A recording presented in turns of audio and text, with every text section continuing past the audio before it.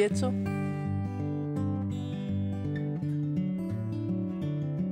Hvad er din opfattelse? Kriminalitet, arbejdsløshed, indvandrere, uro, socialt belastet område, dårlige boliger.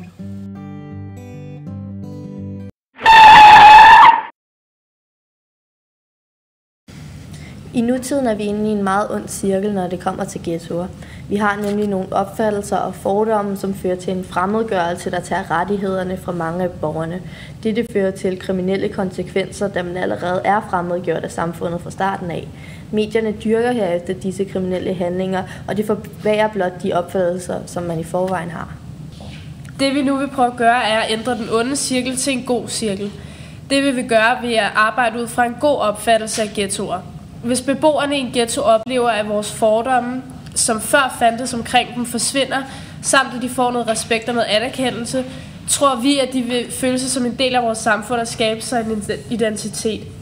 Denne identitetsdannelse vil medføre noget kreativitet, plus en integration i nogle forskellige bysamfund, nogle kulturelle bysamfund rundt omkring i vores byer.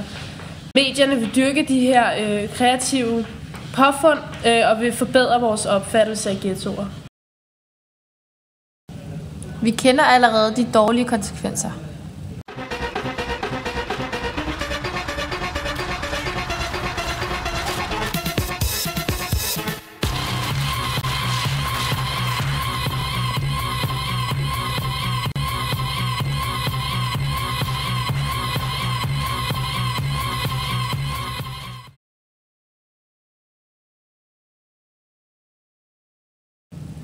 De gode konsekvenser af en funktionel ghetto er mindre kriminalitet.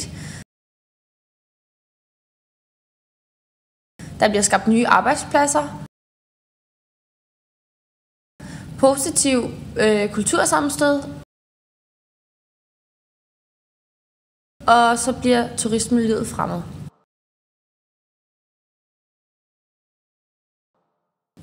Et eksempel, hvor de gode konsekvenser kommer til udtryk, kunne være i for eksempel Chinatown, hvor ligheder som madkultur, religion, fortid og sociale arrangementer optræder.